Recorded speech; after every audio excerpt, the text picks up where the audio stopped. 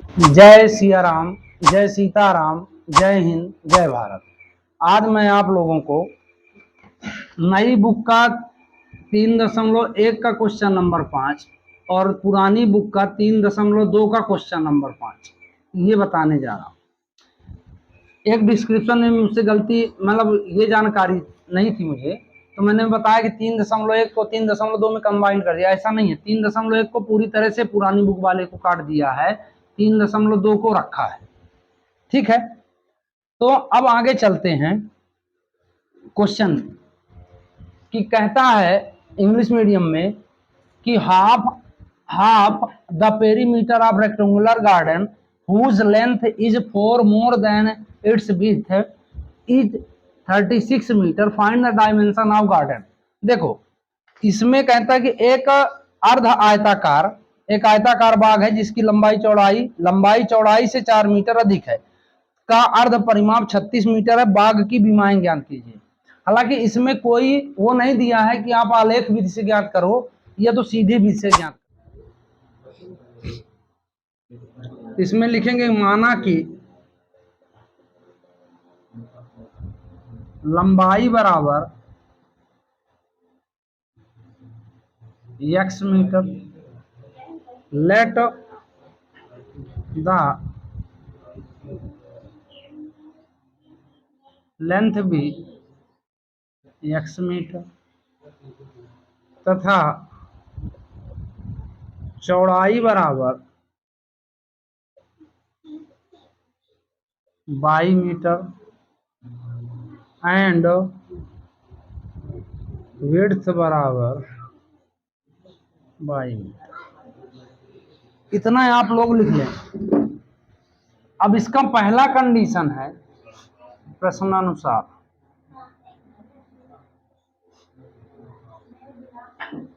ATQ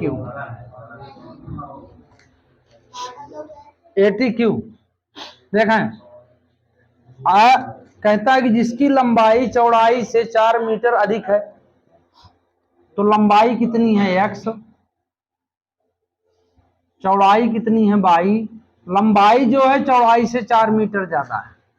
बच्चे समीकरण बनाने में कंफ्यूज हो जाते हैं कि मतलब ये देखो, जब ज्यादा कह दिया तो ऑलरेडी ज्यादा है, और बच्चे सोचते हैं कि लंबाई में 4 जोड़ना है, लंबाई 4 ज्यादा है तो y, तो ये 4 नहीं, अब ये 8 हो गई। 4 पहले ज्यादा थी, 4 आपने जोड़ दिया तो 8 हो गया। तो कम की तरफ आपको जोड़ना है, समीकरण को बैलेंस करना है। ठीक, ऐसा समझो, है ना। जो कम हो, जिसको जितना ज्यादा बोले तो इतना तो समझ में आ जाएगा कम कौन है, मतलब चौड़ाई कम है। और लंबाई कितनी ज्यादा है, 4, तो चौड़ाई की तरफ 4 जोड़ दो तो समीकरण आपको बराबर हो जाएगा। तो x माइनस वाई इक्वल हो गया है आपका 4, इक्वेशन हो गया फर्स्ट। फिर कहता है पुनः प्रश्नानुसार, फिर लगा देते हैं प्रश्नानुसार, है ना, अगेन ATQ, फिर कह सकते हो। अब कहता है कि आयत का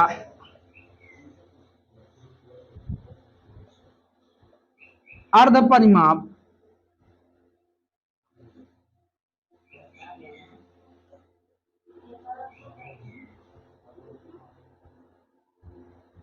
बराबर, देखो आयत का परिमाप बराबर होता है 2 लंबाई प्लस चौड़ाई, लेकिन बात ये कर रहा है किसकी, अर्ध की। अर्ध मतलब आधा, तो मैथ में आधे को 1/2 लिखते हैं, तो आधा लगा दो। अब तो इंग्लिश वाले क्या लिखेंगे कि सेमी पेरीमीटर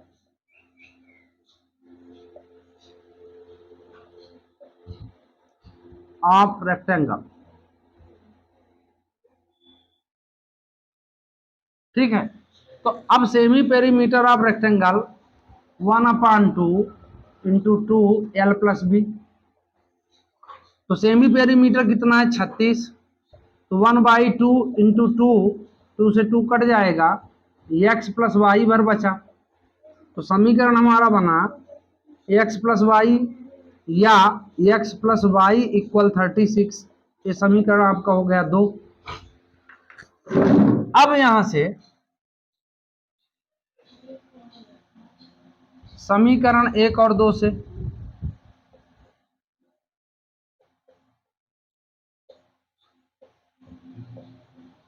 इंग्लिश में लिखेंगे from equation first and second.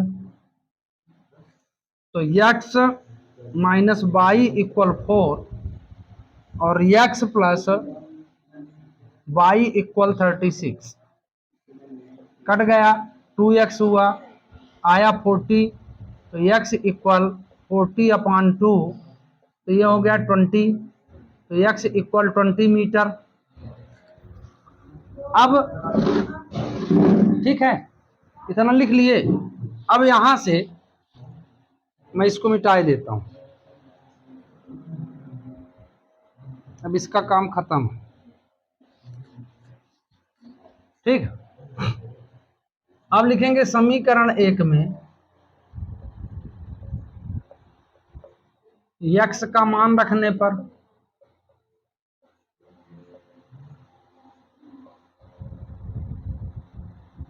लिखेंगे कि putting the value of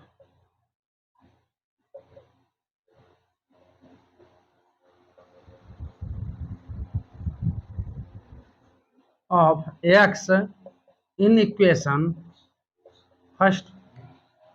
x minus y equal 4, x minus y equal 4, x की वैल्यू कितनी आई 20, माइनस वाई इक्वल 4, तो माइनस वाई इक्वल 4 माइनस 20। बड़े नंबर का चिन्ह लिया जाता है, तो 20 में 4 घटाए 16 आया, बड़ी संख्या माइनस में इसलिए माइनस आएगा, माइनस से माइनस कट गया, y इक्वल कितना आया 16। अब यहां लिख सकते हैं, आता है डायमेंशन, जो इंग्लिश शब्द में लिखा है कि डायमेंशन, डायमेंशन मतलब बीमाएं, इंग्लिश हिंदी में बोलते हैं बीमाएं, बीमाएं मतलब लंबाई चौड़ाई ऊंचाई जो भी कनेक्ट हो वो सवाल ऐसा आता है। लंबाई बराबर 20 मीटर, चौड़ाई बराबर 16 मीटर, तो इंग्लिश वाले लिख देंगे सो लेंथ इक्वल 20 मीटर और ब्रेथ इक्वल या विड्थ इक्वल 16 मीटर। ठीक है, और अगर इसका वो बनाना होगा आपको आलेख विधि, तो इन्हीं दोनों का एक एक डब्बा बना लेना, डब्बा से सीधे आलेख विधि कम से कम नहीं हो गए होंगे तो 50 सवाल हो गए होंगे, आप वैसा कर। मैं बार बार कहता हूं, मान लो अगर कि सॉल्व लिखना, हल लिखना मत भूलना, क्योंकि जैसे हिंदी में उत्तर लिखना जरूरी है उसी तरह इसमें सॉल्व लिखना जरूरी है। अब हमको दिया है 2x plus 3y minus 8 equal 0, ये हमारे पास समीकरण है।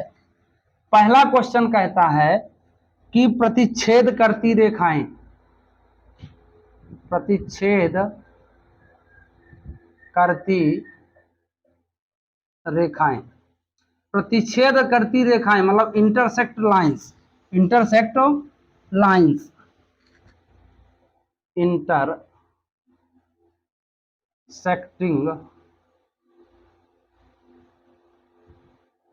लाइंस। इंटरसेक्ट लाइंस कब होती है, जब a1/a2 नॉट इक्वल हो b1/b2 के, तब रेखाएं क्या करेंगी, एक दूसरे को इंटरसेक्ट करेंगी, प्रतिच्छेद करेंगी। हमको दूसरा समीकरण बनाना है। क्वेश्चन नंबर 6 ये कहता है कि एक अपने से समीकरण ऐसा बनाओ जो इस कंडीशन को प्राप्त करता हो, है ना। तो हमारे पास a1 अभी है 2x plus 3y minus 8 equal 0, तो इसमें a1 का मान अब अपने दिमाग से रख सकते हैं ऐसा कि मतलब बराबर ना हो, तो यहां मान लिए 5x plus 7y plus 9 equal 0, यहाँ a1 हो जाएगा 2, b1 हो जाएगा 3, c1 हो जाएगा -8, a2 हो जाएगा 5, b2 हो जाएगा 7 और c2 हो जाएगा 9। तो a1/a2 है ना, not a1/a2 equal 2/5, b1/b2 equal 3/7, c1/c2 equal -8/9। यहाँ कंडीशन ये बना कि ये नहीं है, हो गई, ये आपका बन गया, इंटरसेक्ट करेंगी लाइन, रेखाएं क्या होंगी, इंटरसेक्ट होंगी। ठीक, दूसरा कहता है, समझ में आ रही बात, इसमें अपने से कुछ भी बना सकते हो दुनिया का समीकरण, अपने से कुछ भी रख लो, बस इस कंडीशन को फॉलो करता हो बस, है ना। जैसे दूसरा क्वेश्चन देखो, कहता है समांतर रेखाएं,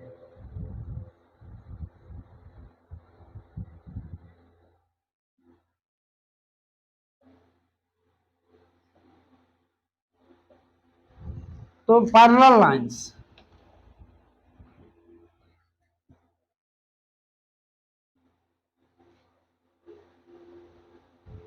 ठीक। पैरेलल लाइंस कब होती हैं? है?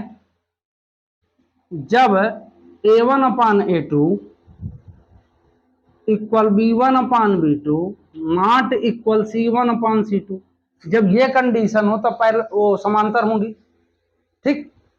अब अपने पास समीकरण 2x plus 3y minus 8 equal 0 दिया है। अब इसमें अपने से बना लेना है कि ये दोनों कंडीशन में बराबर हो। तो देखो 2 दूनी 4 और 3 दूनी 6, और इसको प्लस 11 कर दो बराबर 0, ठीक। ये कंडीशन बन गया कि नहीं बन गया? यहां लिख सकते हो तुम, हाँ ये मालूम होना चाहिए, A1 बराबर 2, B1 बराबर 3, C1 बराबर -8, A2 equal 4, B2 equal 6, C2 equal 11। तो यहाँ देयर फोर 1a/2 2/4, फिर तो ये 2 एक कम 2, 2 दूनी 4 हो जाएगा, B1 अपान B2 तो 3/6, तो ये हो गया, और C1 अपान C2 -8 अपान 11, ठीक। यहाँ कंडीशन बन गया कि A1 upon A2 equal B1 upon B2 not equal C1 upon C2। तो पहला लाइन होगी कि नहीं होगी? तो बस ये आपका आंसर हो गया। दूसरा मतलब जो अपने से बना रहे हो वही आंसर है ना। तीसरा नंबर कहता है कि रेखाएं संपाती हों, रेखाएं क्या हों? संपाती हों।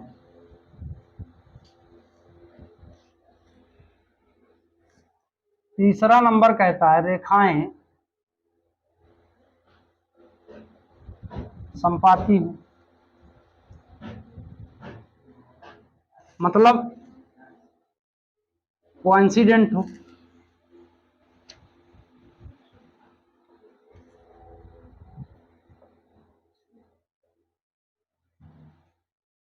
लाइंस, कोइंसिडेंस लाइन, ये कब होता है?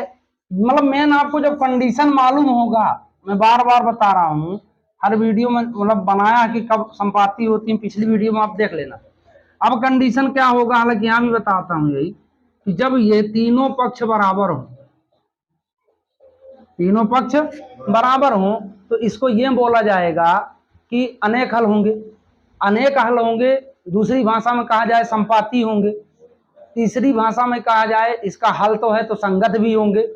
मतलब तीनों कंडीशन याद रखना, संगत भी होता है जब जिसका हल हो वो संगत कॉन्सिडेंट होता है, और मतलब संपाती होता है ना, संगत, और मतलब अनेक हल, ठीक। इसके 2-3 नाम है, ऐसा समझ के आप। अब हमको तीनों को बराबर करना है तो बहुत सिंपल है, चाहे अगर यहां देखो 2/3 6 करते हैं, अगर 6 चलो तो 3 त्रिकाई, अब 3 का पहाड़ा पढ़ लो, 8 त्रिक,